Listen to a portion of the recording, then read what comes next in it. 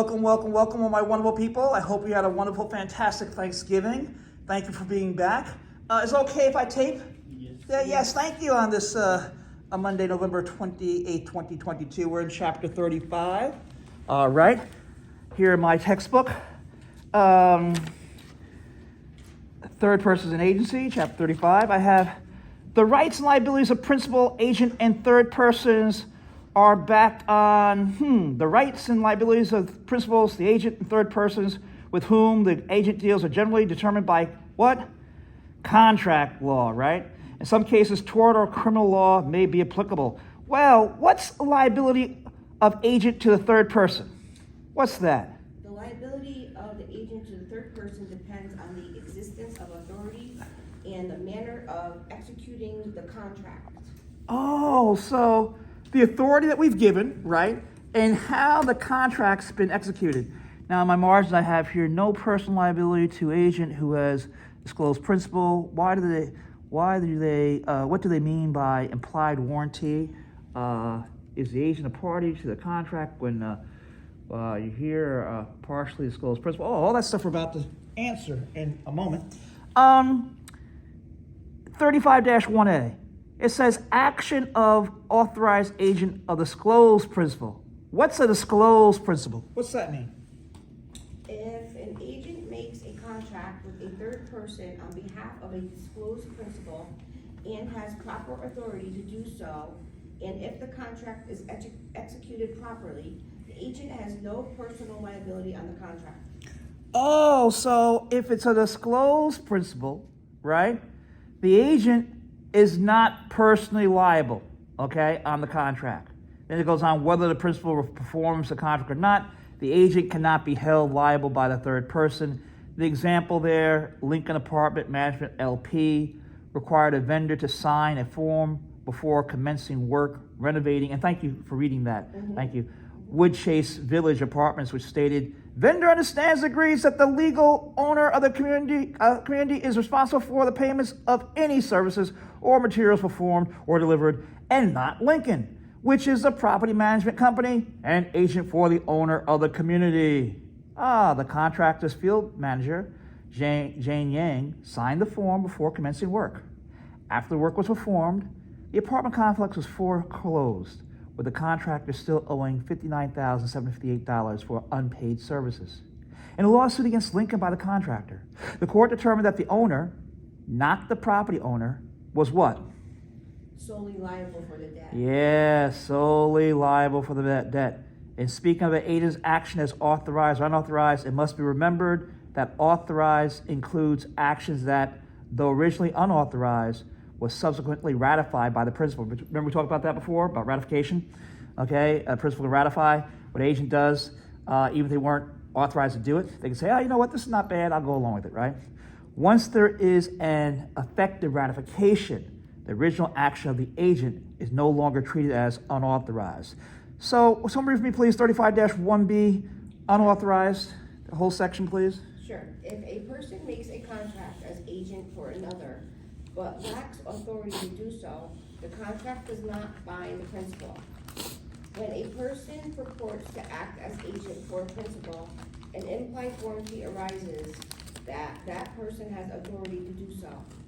If the agent lacks authority, there is a breach of this warranty. If the agent's act causes loss to a third party, that third party may generally hold the agent liable for the loss. For example, Bruce Iliff and Todd Curtin were equal partners and owners in a series of California real estate ventures, which included a group designated as the joint entities, who were independently third-party owners.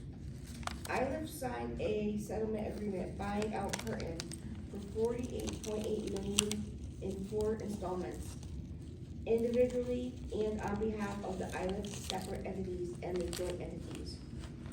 Some $23 million of the last buyout installment was not paid by the joint entities. As agent for the joint entities, Iliff misstated his authority to bind the joint entities, and he is liable to Curtin for breach of warranty of an agent's authority. It is no defense for the agent in such a case that the agent acted in good faith or misunderstood the scope of authority. The purported agent is not liable for conduct in excess of authority when the third person knows that she is acting beyond the authority given by the principal.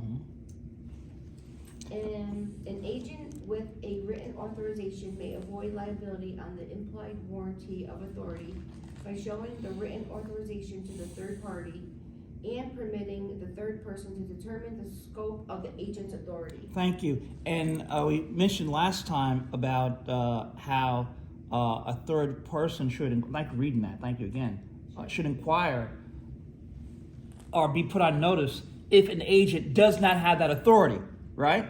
And they go beyond that scope. If the deal seems too good to be true, hey, maybe it is, you know? And so, or you're dealing with what I said last time, what they talked about the government, right? You're dealing with the government and you know, how much authority does that person have, you know, as official of the government in order to help. So that's very, very important. Disclosure of principle. On page 737, 35-1C, there are 3 degrees to which the existence and identity of the principal may be disclosed or not disclosed. An agent's liability as a party to a contract with a third person is affected by the degree of disclosure. I remember this on a bar exam, or we're studying for the bar exam, you know, a lot of this. Disclose principle. When the agent makes known the identity of the principal and the fact that what? The agent's doing what? Acting on what? Mustafa, acting on behalf of what? Of the principal. Yeah, the principal. The principal is called a disclosed principal. I have that underlined in purple in my book here. Disclosed. And it says the person dealing with an agent of a disclosed principal ordinarily intends to make a contract with the principal, not the agent, which means the agent's not going to be what? Agent will not be held Responsible. Yeah, liable. Very good. Consequently, the agent is not a party to and is not bound by the contract that's made. That is made. B-Phil Jewelers was a trade name of B Jewel Company Corporation, a closely held corporation, which Margie B-Phil was one of the several employees. The plaintiff sought to hold her personal liable on the contract for advertising services, while Ms. B-Phil signed a contract for the advertising service without reference to holding a corporate office. The plain language agreement established that she was acting as a what? A disclosed principal. Acting as an agent for a disclosed principal, right? Which is her business, right? And that the plaintiff had notice of what? Her status. Therefore, he could not do what? He couldn't sue her, right? Because she was acting on behalf of the corporation. She was not acting personally, right? Unless she had written some type of letter saying that, hey, I am personally doing it, right? We've seen those also in the textbook, okay? Personal responsibility. In fact, we have one example, where the guy had a corporation needs some money, he used the corporate heading, and while he used that, he said, I will personally be responsible for whatever. Then later on, he said, hey, I'm signing for the corporation. And the judge said, what? Oh, no. You said, even though you used letterhead in your corporation, you said you're personally responsible for it. Therefore, you are. So we look at that. Why would someone do that to themselves? He probably trying to be sneaky, thinking that, I have that corporate shield, so, since I'm using corporate, What is a partially disclosed, unidentified principal? What's that? Unidentified principal? What is that? When the agent makes known the existence of a principal, but not the principal's identity, the principal is a partially disclosed principal. Because the third party does not know the identity of the principal, the third person is making the contract with the agent, and the agent is therefore a party to the contract. Whoa, thank you for reading that. Whoa, what? Let's unpack this a second. Hold it. So, at least the third person knows that there's a principal, right? In this case, they don't know who the principal is, but they know there is a principal. But in this case, the agent is a party to the contract. That's something you just have to learn, right? Part of the law.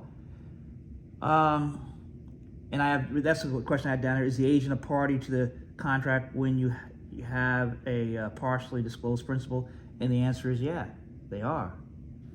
Undisclosed principal, when the third person is not told or does not know that the agent is acting as an agent for anyone else. The unknown principal is called an undisclosed principal. What's the difference between an undisclosed principal, Mustafa, and a partially disclosed principal? The the third party know there is principal, but undisclosed principal, they don't know there is principal. And so Christine, so what's an undisclosed principal? Thanks, Mustafa. That's someone who's what? Acting as agent? So it says, so the undisclosed principal, does a third person know about that person? No. No. No, exactly, right? So the third person is unaware. In the other example, right, the third person knows that there's a principal, they just don't know who that principal is. Okay. Right? Here it says undisclosed, they have no idea that there's a principal, and the agent is the one responsible, right? When the third person is not told or does not know that the agent is acting as an agent for anyone else, the unknown principal is called the undisclosed principal. In this case, the third person is making the contract with the agent, and the agent is a party to that contract, right? Turn the page, please, to page 378. When does an agent intentionally make themselves liable? Agents may intentionally make themselves liable on contracts with third persons. This situation frequently occurs when the agent is a well-established local brokerage house or other agency, and when the principal is located out of town and is not known locally. I have that all underlined, a lot of it. In some situations, the agent makes a contract that will be personally binding. If the principal is not disclosed, the agent is necessarily the other contracting party and is bound by the contract. Whoa! Principal not disclosed, agent is what? Bound by the contract. Bound by the contract. Even when the principal is disclosed, what happens? Let me highlight that part. The agent may, go ahead, Yeah, I'm just highlighting in my book. The agent may what? be personally bound. Yeah. So in some situations, the agent makes a contract that will be personally binding. If the principal is not disclosed, the agent is necessarily the other contracting party and is bound by the contract, right? Even when the principal is disclosed at some point, right? The agent may still be, right, may be personally bound if it was the intention of the parties that the agent assume a personal obligation, even though it was done to further the principal's business. Boy, that's kind of that's, I'll say slippery slope, but can you see problems with that? Yeah. What kind of problems can you see? Maybe an agent gets a good deal, and too good, he's like, I'm not gonna share this with the principal. Right. Huh? Yeah. And the principal's not known to the other person, right? Didn't know. Yeah, I can see there Is could be. that the same as like a real estate agent who's working on behalf of the buyer and the seller? Like this, not. Well, you're not Like- supposed. That's a conflict of interest, you know. It In fact, is, but it also conflict of interest when it comes to attorneys too. It is, right? They You're not can't supposed to. represent both Well, parties. I'd have to check whatever the latest law is on that. But I remember they taught us that those are ethically, because you're taking position on both sides, and Yeah. so it's something that you want to kind of stay away from. Right. To avoid any question of interpretation, look on page 739.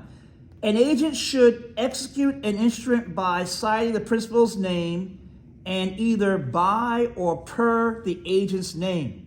Oh, okay. For example, if Jane R. Craig is an agent for B.G. Gray, Craig should execute instruments by signing either B.G. Gray by Jane R. Craig or B.G. Gray per Jane R. Craig. Such a signing in law, a signing by Gray, and the agent is therefore not a part of the contract. The signing of the principal's name by an authorized agent without indicating the agent's name or identity is likewise in law the signature of the principal. If the instrument is ambiguous as to whether the agent has signed in a representative or in an individual capacity, what comes in then? Parole evidence, testimony evidence is admissible as between the original parties to the transaction for establishing what? The character in which the agent was acting. Yeah, what capacity, right? Were they acting with respect to this situation? And are agents liable for torts and crimes? 35-1F on page 739. Agents are liable for harm caused to third persons by the agent's fraudulent, intentional, or negligent acts. The fact that persons were acting as agents at the time, or that they acted in good faith under the direction of a principal, does not relieve them of what? Yeah, if their conduct would impose liability on them when acting for themselves. Turn the page, please. Oh, and at the very top, I think I misread this, 35-1E, execution of a contract. A simple contract that would appear to be the contract of an agent can be shown by other evidence if believed to have been intended as a contract between the principal and the third person, right? The third party, right? That's what we just got finished talking about, okay? And you can do that by the type of signing. We talked about that earlier. Turn the page 740. This is very interesting stuff, you know. If an agent commits a crime, such as stealing from a third person or shooting a third person, the agent is liable for the crime without regard to the fact of acting as an agent. The agent is liable without regard to whether the agent acted in self-interest or sought to advance the interests of the principal. They're going to hold that agent liable, okay? 35-2 on page 740, liability of principal third person. The principal is liable to the third person for the properly authorized and executed contracts of the agent, and in certain circumstances, for the agent's unauthorized contracts. 35-2A, it talks about CPA exam. The liability of a principal to a third person on a contract made by an agent depends on the extent of what? Disclosure of the principal and the form of the contract that is executed, right? So really, you're rehashing what they talked about earlier in other pages. Simple contract with principal disclosed. CPA examination. When a disclosed principal with contractual capacity authorizes or ratifies an agent's transaction with a third person, and when the agent properly executes a contract with the third person, what happens? A binding contract exists between the principal and the third person. All right, now we have a binding contract, right? Thank you, right? The principal and the third person may each what? Sue the other in the event of a breach of the contract. And the agent is not a part of the contract, is not liable for its performance, and cannot sue for its breach. Top of page 741. The liability of a disclosed principal to a third person is not discharged by the fact that the principal gives the agent money with which to pay the third person. What? Wait, what? The liability of a disclosed principal to a third person is not discharged by the fact that the principal gives the agent money with which to pay the third person. So even though you have a liability of the disclosed principal, right? Say something goes wrong, right? To that third person, and the principal still has to pay, even if he pays the agent money, that person is still liable. So the liability of a disclosed principal to a third person is not discharged, not broken by the fact that the principal gives money to an agent with which to pay the third person. So, what happens if the agent runs off with the money and doesn't pay the third person? What happens?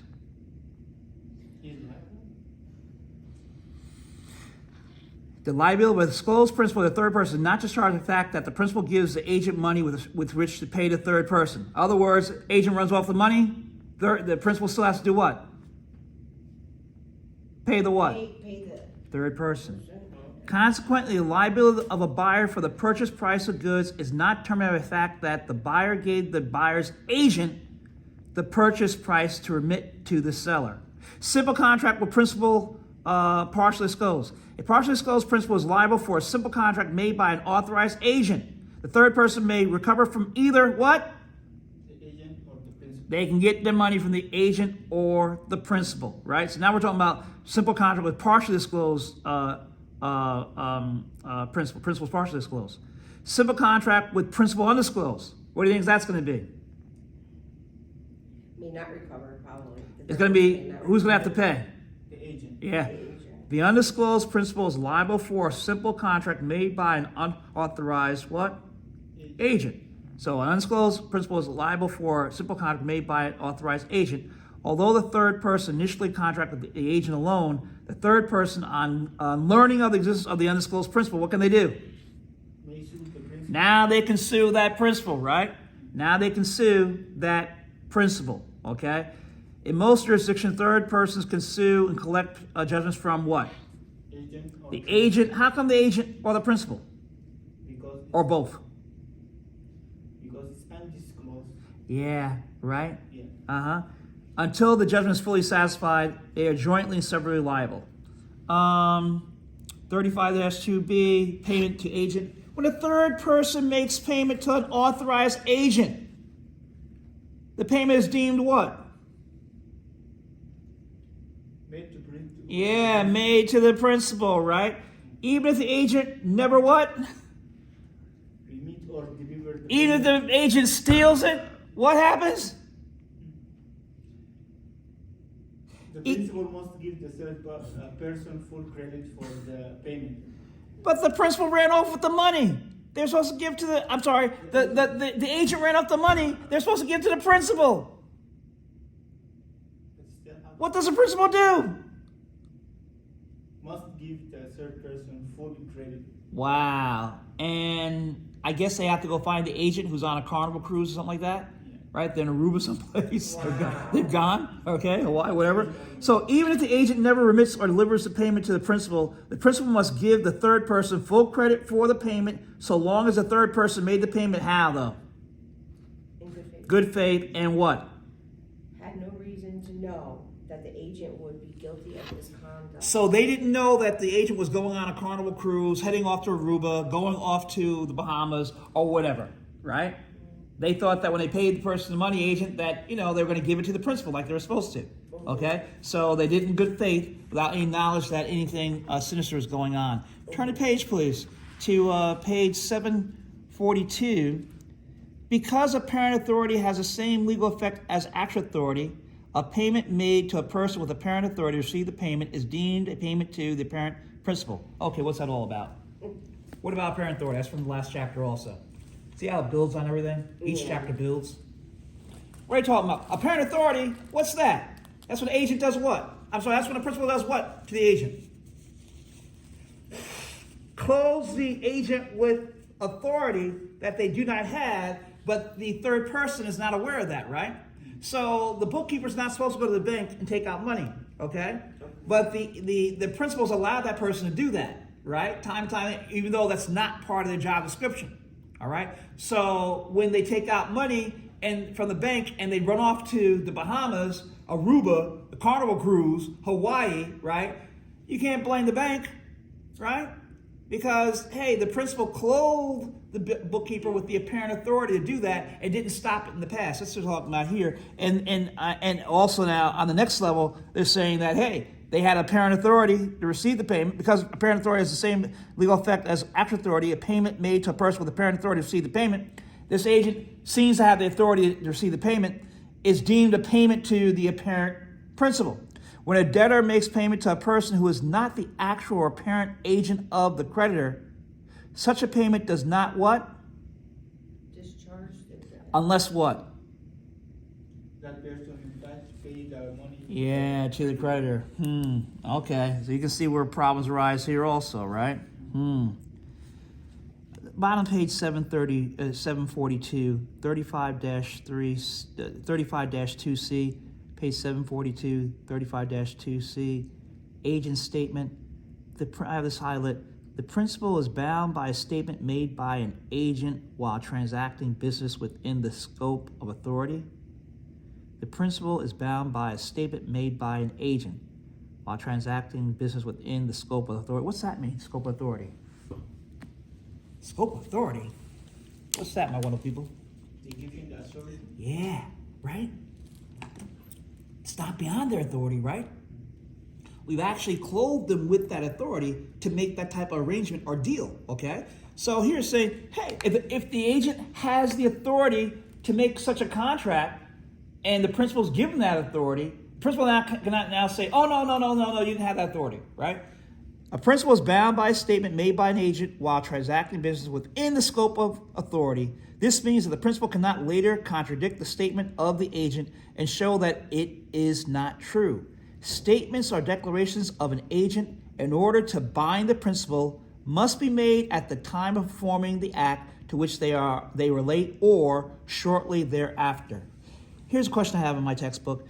Is a principal bound by the knowledge of the agent? How many people say yeah? How many people say no? Who's not sure? Who didn't vote? You always have to vote, right? You always have to vote. The answer is the principal is bound by what? Knowledge or notice of any fact that is acquired by an agent while acting within the scope of actual or apparent authority. When a fact is known to the agent of the seller, the sale is deemed made by the seller with knowledge of the fact.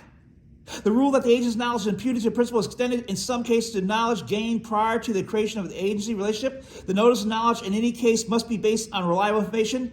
Thus, when the agent hears only rumors, the principal is not charged with notice. If the subject matter is outside the scope of the agent's authority, the agent is under no duty to inform the principal of the knowledge, and the principal is not bound by it.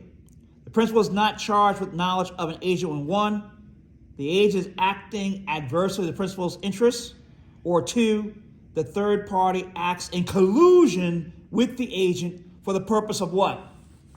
Cheating the principal. Cheating principal? You mean someone might say, "Oh, he'll take 10 million for this, right?" You know, and I'm like that. But you know what? Let's make it 7. Okay, I can give him down 7. Okay, but you know what? Let's make it 7. You'll give to him, and then that other million, you know, the 8 million, you'll give it to me. That kind of stuff. That's cheating, right? Yeah. And that's not work within the interest of what? Of the principal. Okay, and all. Do you think that happens in real life, though? Yeah. Not in real life, right? I mean, that's just something I just. I think they have. You think? Come on, you think people do that kind of stuff for real? Yeah, I think so. And Yeah. yeah, I think if you go back in history, especially Yeah, too, you can see that. you can see in different industries where that happened. Page 740. I'm sorry. You- see no, what's that? I see that a lot in my country. So it's just, Wow. yeah, they do that all the time. So. Well, you call that. Remember when we went over was it chapter 10? You're not allowed. What is it? The Foreign Corrupt Practices Act. You're not allowed to bribe. You can't bribe. You can't. Remember I said you're not allowed to bribe. You can't bribe. And I said when can you bribe? What is what? Facilitation payments. They don't call it that. But you know, but payments to make things a little easier. So you know, oh, you know, we need to put this fence up. You know, whatever like that. It'll cost maybe 100,000, but you know what? We'll give you 200,000 instead. And you know what? That other 100,000, you go ahead. You know that kind of. Yeah, but it's not called. It's called facilitation payments. It's not right. It's facilitation payments, right? So remember we talked about that before. You know, but I hear you. But then you have corruption. You know, which is some real stuff too, where people are taking money. You know, and then you have the type of corruption where the money should be going to the people. It doesn't go to the people. Yeah. You know what I mean? To help make a reservoir or help make something, and it's like, hey, this money is supposed to be used on that. Where's it gone? All right. That's why you always need somebody to check on things, even when it comes to foreign relationships and everything like that. Yeah. Somebody should be watching somebody. You know, Absolutely. in these business deals. Okay, 743, 35-3, liability of principal for tort and crimes of agent. Under certain circumstances, the principal may be liable for the tort or crimes of the agent or the employee. CPA examination, 35-3A, vicarious liability for torts and crimes. Assume that an agent or an employee causes harm to a third person. Is the principal or the employer liable for this conduct? If the conduct constitutes a crime, can the principal or the employer be criminally prosecuted? The answer is that in many instances, the principal or the employer is what? Liable civilly and may also be prosecuted criminally. That is, the principal or the employer is liable although personally free from fault and not guilty of any wrong. This concept of imposing liability for fault of another is known as what? Very important term. Vicarious liability. Very good. This situation arises both when the employer's employee or principal's agent commits the wrong. The rules of law governing the vicarious liability of the principal and the employer are the same. In the interest of simplicity, this section is stated in terms of employees acting in the course of employment. Remember that these rules are equally applicable to agents acting within the scope of their authority. As a practical matter, some situations will arise only with agents. For example, the vicarious liability of a seller for the misrepresentations made by a salesperson arises only when the seller appointed an agent to sell. In contrast, both the employee hired to drive a truck and an agent driving to visit a customer could negligently injure a third person with their vehicles. In many situations, a person employed by another is both an employee and an agent, and the tort is committed within the phase of what? Employee work. The rule of law imposing vicarious liability on an innocent employer for the wrong of an employee is also known as the doctrine of respondent superior. In modern times, this doctrine can be justified on the grounds that the business should pay for the harm caused in doing of the business, that the employer will be more careful in the selection of employees if made responsible for their actions, and that the employer may obtain liability insurance to protect against claims of third persons. In other words, they're saying what in that section toward the end? Be careful who you what? Who you hire? Who you hire, right? Do your background checks, right? Check the person out. Nature of acts. What type of acts? The wrongful act committed by an employee may be a negligent act, an intentional act, a fraudulent act, or a violation of a government regulation. All this is review, what we've gone over, right? It may give rise only to civil liability of the employer, or it may also subject the employer to prosecute for a crime. Negligent act. Historically, the act for which liability would be imposed under the doctrine of responsabilitas superior was a negligent act committed within what? Within the scope of what? Scope of employment. Intentional act. Under the common law, a master was not liable for an intentional tort committed by a servant. The modern law holds that an employer is liable for what? For the intentional tort committed by the employer for the purpose of furthering the employer business. Yeah. So, thank you. So we're in a theater, and we're there watching the movie, and then the usher comes there, and there's some people in front of us, and they're very, very loud. And the usher's like, "Shh, be quiet. Shh, be quiet." And then it takes the light and says, "Shh, be quiet." And then after that, finally, the people are not quiet. Usher takes the flashlight and goes, "Boom, be quiet." Now, what are the patrons going to do? They're going to sue the theater, right? Yeah.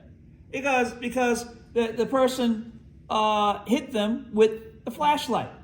Okay, and now they were loud. Yeah, they shouldn't have been loud, but that and he did that in the scope of the business interest of the employer. All right, and that would be intentional act in furtherance of the employer's purposes. Right. The modern law holds that employer is liable for an intentional tort committed by an employee for the purpose of furthering the employer's business, which they're Crane Brothers Incorporated drilled a well for Stephen May. When May did not pay his bill, 2 Crane Brother employees went to May's workplace, and an altercation ensued in which May was injured. Crane Brothers Incorporated was held vicariously liable for the tort of employees, not because the employer itself committed the wrongful acts, but because it was answerable for the manner in which its agents, the 2 employees, conduct themselves in doing the business of the employer. Now they went over there and got a little boisterous and violent, right? In order to get that money. And you can't do that kind of stuff. Fraud. Modern decisions hold the employer liable for fraudulent acts or misrepresentations. The rule is commonly applied to a principal-agent relationship.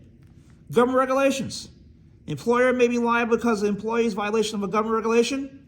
These regulations are most common in areas of business and protection of the environment. I remember the case we had rats in a warehouse, right? Park case. Right? You're supposed to clean up the storage, right? And he told the vice president to do it. The vice president didn't do it, right? Corporation paid his fine, but then Park was sued as president also personally on that. These regulations are most common in the area of business and protection of the environment. In such cases, the employer may be held liable for a penalty imposed by the government. In some cases, the breach of regulation will impose liability on the employer in favor of a third person who is injured as a consequence of the violation. Course of employment. The mere fact that a tort or crime is committed by an employee does not necessarily impose vicarious liability on the employer. It must also be shown that the individual was what? Acting within the scope of authority if an agent, or in the course of employment if an employee. If an employee was not acting within the scope of employment, what happens? No vicarious liability. So acting within the scope of employment is very, very important, right? That's very, very important, okay? Very good. Let me see. I want this to fall. All right, very good. Let me see. Are we good here? I was going like that. Okay, now let me see. Page 745. Can we read it for me, please? Employee of the United States. The Federal Tort Claims Act, FTCA, declares that the United States shall be liable vicariously whenever a federal employee driving a motor vehicle in the course of employment causes harm under such circumstances that a private employer would be liable. Contrary to the general rule, the statute exempts the employee driver from liability. Thank you. Bottom page 745, 35-3B. Negligent hiring, I'm sorry, you want me to go? Yeah? Okay, You wanna go? yes, please. Okay. Negligent hiring and retention of employees.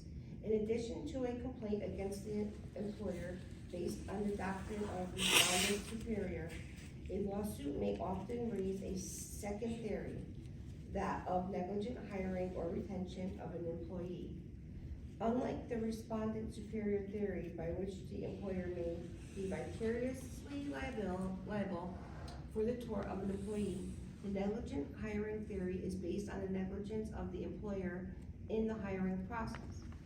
Under the respondent superior rule, the employer is liable only for those torts committed within the scope of employment or in the furtherance of the employer's interests. The negligent hiring theory has been used to impose liability in cases when an employee commits an intentional tort, almost invariably outside the scope of employment, against a customer or the general public, and the employer knew or should have known that the employee was incompetent, violent, dangerous, or criminal. Thank you. Let's take a look at this. Wow. Negligent hiring and retention of employees? In addition to a complaint against the employer based upon the doctrine of response superior, lawsuit may often raise a second theory? So we have, in addition to a complaint against the employer based on the doctrine of response superior, right? Acting within the scope of employment, right? And furtherance of the employer's benefit that person. A lawsuit may often raise a second theory, that of negligent hiring or retention of an employee. In other words, you hired somebody negligently, they're not qualified, they shouldn't be there, or you retain that person once you find out that, you know, they don't have the ability to do the job. Unlike respondent superior theory, by which the employer may be vicariously liable for the tort of an employee, the negligent hiring theory is based on the negligence of the employer in what? The hiring process. Under respondent superior rule, the employer is liable only for those torts committed within the scope of employment or in furtherance of the employer's interests. The negligent hiring theory has been used to impose liability in cases when an employee commits an intentional tort, almost invariably outside the scope of employment, against the customer or the general public, and the employer what? Knew, and according to injunction, or should have known the employee was incompetent, violent, dangerous, or criminal? Whoa! I have on this page 746, what is a hiring process, background, negligence theory, use and impose liability in case when an employee commits intentional tort against, almost rarely against the scope of employment, response superior. So here it's saying, hey, we're going to hold the employer responsible for the hiring practices, and they should have figured out this person wasn't able to do that type of job, right? Or once they got him in there, this doctor has on more than one occasion left what is it? Yeah, either scalpel inside or when they do the cesareans, whatever, the little, they put the things on the stomach. Over the years, I have students who told me about this too. That's happened where sometimes they get left inside or anything like that. Yeah. I've had mentioned, Even some of the gauze. What? The gauze, left inside. What happened? And does that That get happened infected? to my mom. Oh no! Yes. She okay? She was okay, I hope. Yeah, but she was getting a lot of issues and like where her cervix Oh, was no. and her insides. Yeah, they left something inside of her. Did they go back in and take it out? Yeah, Oh, thank God she's okay. Oh my goodness, Like you know? 20 years ago, yeah, Huh? Well, how many? What? 20 years Oh, ago. see, yeah, it reminds me of the case a number of years ago where the doctor did the surgery on the brain and did it on the wrong side. All you had to do is take a look at the X-rays. You know, I mean, check twice, cut once. You know what I'm saying? Yeah, I that's mean, right. that's for anything. You know, to just Yeah. double check, triple check. I mean, just keep on checking it, and it's so important to do that. And I know people sometimes they write on their arms now saying, Yes. "This is my good arm." Yes. You know, Yes. and if you have a lot of melanin, you use a little white, chalk. Say, "This is my good arm." You don't have so much melanin, you use a darker one. Say, "This is my good arm." Leave it alone. Okay, never like that, because no, don't do the wrong one. This is my good knee. Okay, it's the other knee. This is my good knee. Yeah. or whatever and all. So these are very important now. And all. Or you want a tooth extracted. Oh no, it's not that tooth. It's this. Hey. So these are things that happen in real life and shouldn't happen. Shouldn't, right. Shouldn't happen. So, like in this case, the hospital gonna be liable for that. Huh? So in this case, the hospital is gonna be liable, right? Yeah. Yeah. Well, you might sue the doctor also. Might sue everybody, right? And go get wherever you can. But you're saying the hospital is negligent in hiring the person, or they're aware of it.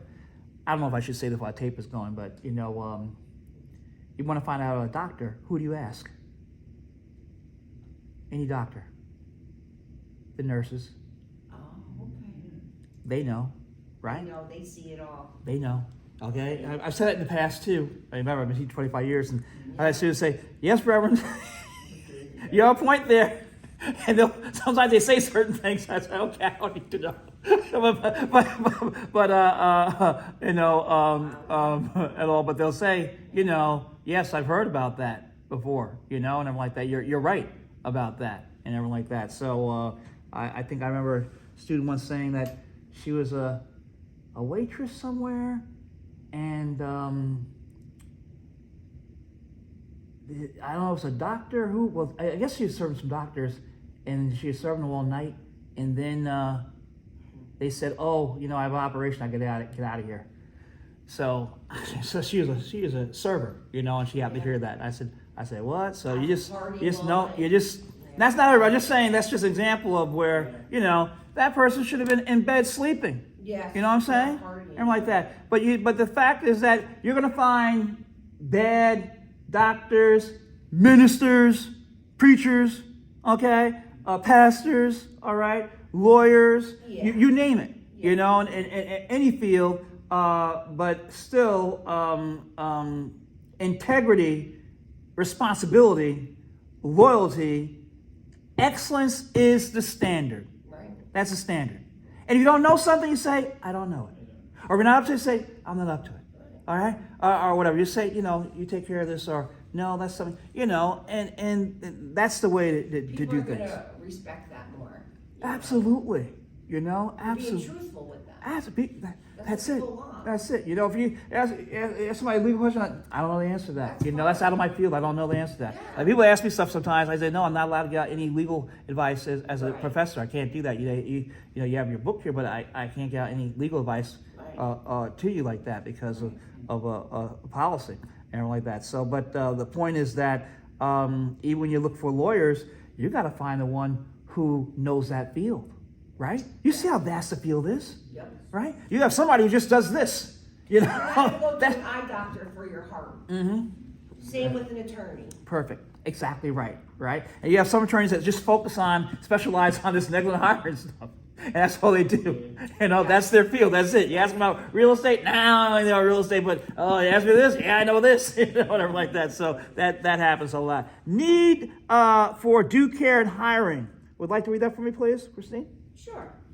An employer may be liable on a theory of negligent hiring when it is shown that the employer knew or in the exercise of ordinary care should have known that the job applicant would create an undue risk of harm to others in carrying out job responsibilities. Moreover, it must also be shown that the employer could have reasonably foreseen injury to the third party. Thus, an employer who knows of an employee's pre-employment drinking problems and violent behavior may be liable to customers assaulted by that employee. Employers might protect themselves from liability in a negligent hiring case by having each prospective employee fill out an employment application form and then checking into the applicant's work experience, background, character, and qualifications. This would be evidence of due care in hiring. Generally, the scope of a pre-employment investigation should correlate to the degree of opportunity to the prospective employee would have to do harm to third persons. A minimum investigation consisting of filling out an application form and conducting a personal interview would be satisfactory for hiring an outside maintenance person, but a full background inquiry would be necessary for hiring a security guard. However, such inquiry does not bar respondent superior liability. Thank you, which is acting within the scope of the employer, right? Employment. And thank you for reading that. Furthers the employer's interests, okay? What about if someone has a criminal record? Are they automatically disqualified? The hiring of an individual with a criminal record does not by itself establish a tort of negligent hiring. Employer who knows that an applicant has a criminal record has a duty to investigate to determine whether the nature of the commission in relationship to the job to be performed creates an unacceptable risk to third persons. Currently, some 35 states have some form of ban the box law, which is a name for the movement on behalf of ex-offenders aimed at removing the checkbox on employment applications forms asking if applicants have a criminal record. In addition to eliminating questions about convictions from employment applications, some state laws restrict employers from inquiring about criminal history until after the first interview or until a conditional offer of employment is made. For example, under a Philadelphia law, an employer can ask about criminal history and run a background screen only after making a conditional job offer. An employer must consider the duties of the job in question, the applicant's job history and character references, the type of offense, and the length of time since it occurred. The law allows an employer to reject the candidate only if the employer concludes the person would be a risk to the business or other people. So I don't know, I guess a bank robber is not gonna be a teller. Yeah. Although the FBI may have that bank robber as a consultant, right? Yeah. Especially when it has the cyber stuff, well, cyber crimes, people doing that kind of stuff, that they may do that. Negligent retention. Courts assign liability under negligent retention on a basis similar to that of negligent hiring. That is, the employer knew or what? Should have known the employer would create the employee would create an undue risk of harm to others in carrying out job responsibility. So here, retention, holding on to the person. Courts assign liability under negligent retention on a basis similar to that of negligent hiring, okay? That is, the employer knew or should have known that the employee would create an undue risk of harm to others in carrying out job responsibilities. A hospital is liable for negligent retention when it continues the staff privilege of a physician that it knew or what? Should have known a sexual assault of a female patient in the past. Negligent supervision and training, page 747, continued, 35-C. The separate theory of liability in addition to the doctrine of respondent superior is that of negligent supervision and training that holds the principal directly what? Liable. For its negligence in what?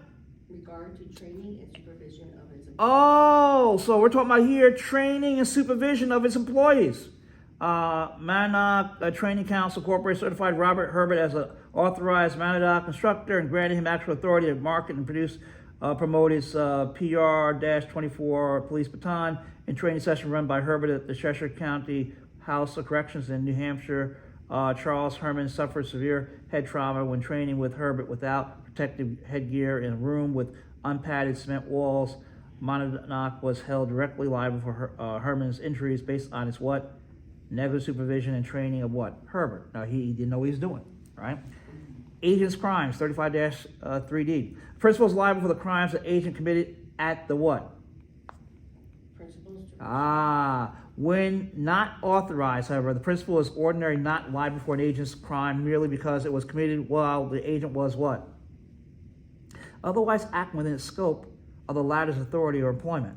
For example, the owner of the Main Tower Cafe in Hartford, Connecticut, was not vicariously liable for injuries sustained by a patron who was shot by a bouncer while attempting to enter the bar because the bouncer's intentional and willful act was motivated by his own spleen and malevolence against the victim and clear departure from his employment.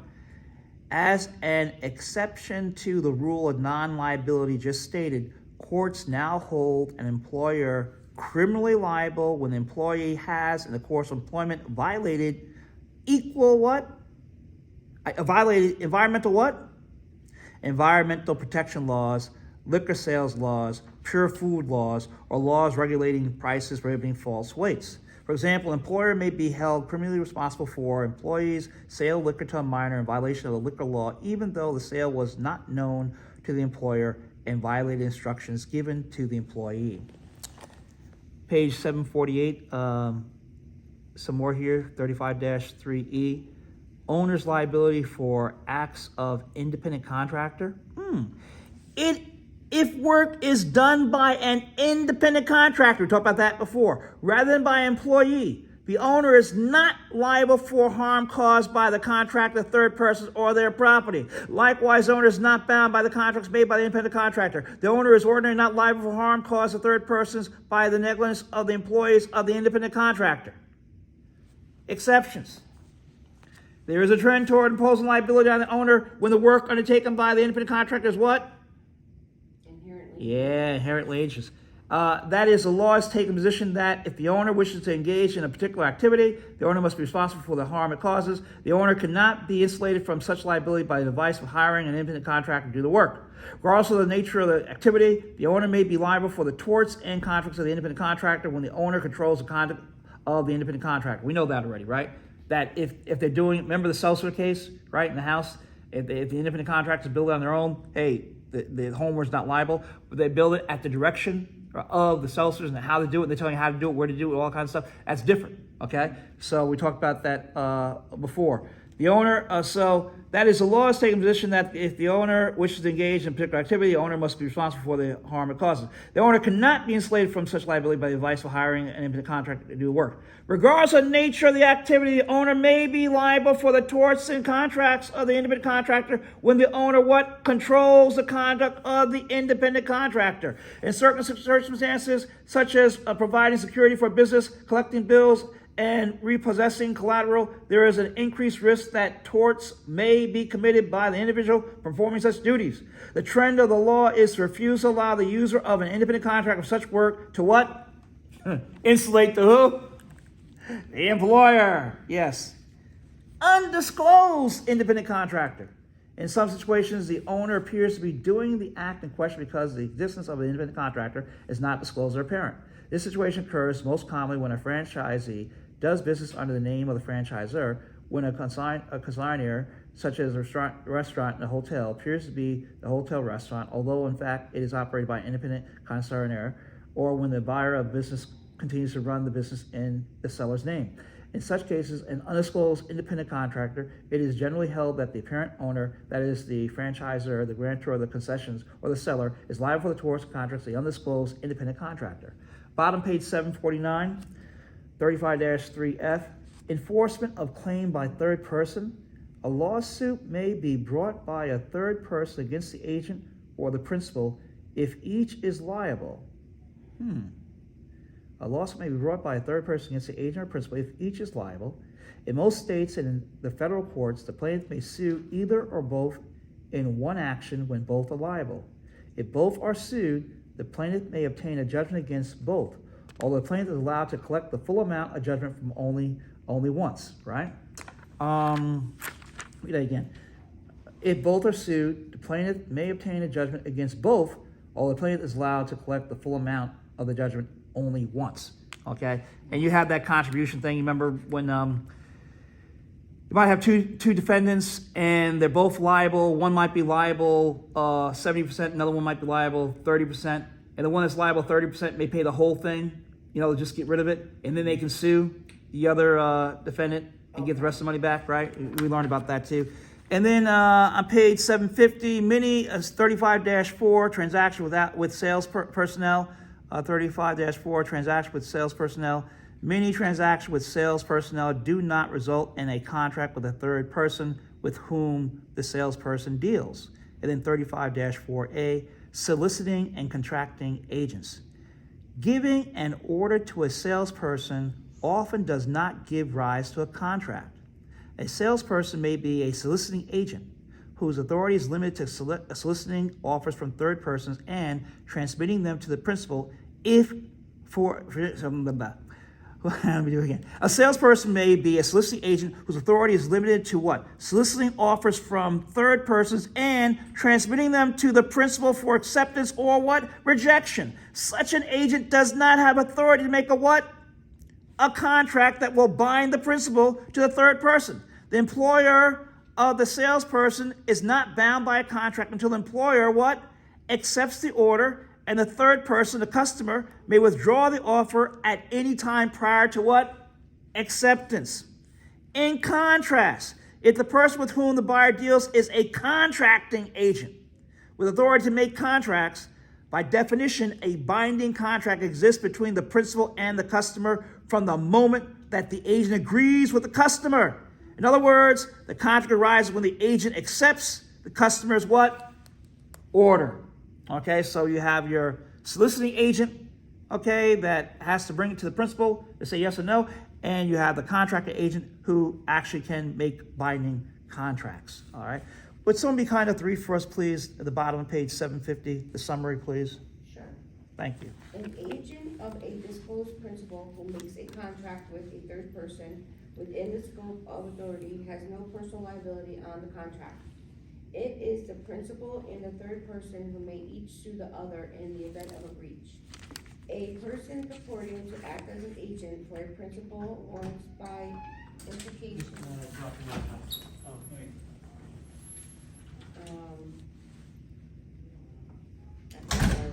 Implication that there is an existing principal with legal capacity and that the principal has authorized the agent to act.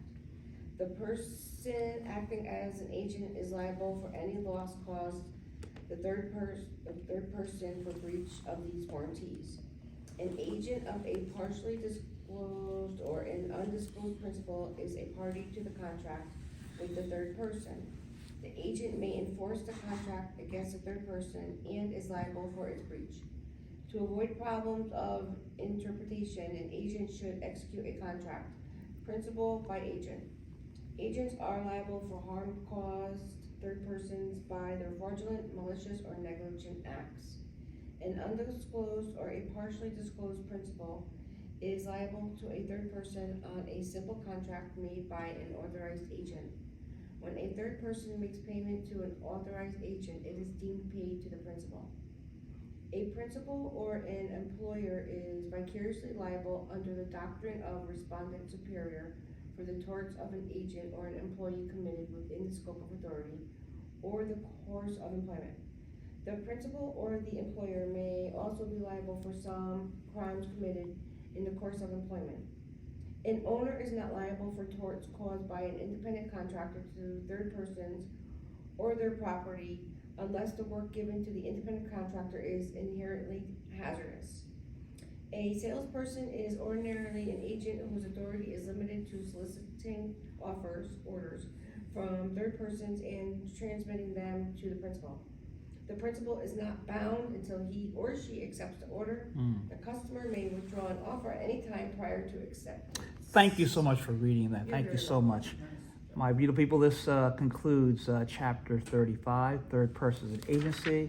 Let's prepare now to go to chapter 36, regulation of employment. Regulation of employment.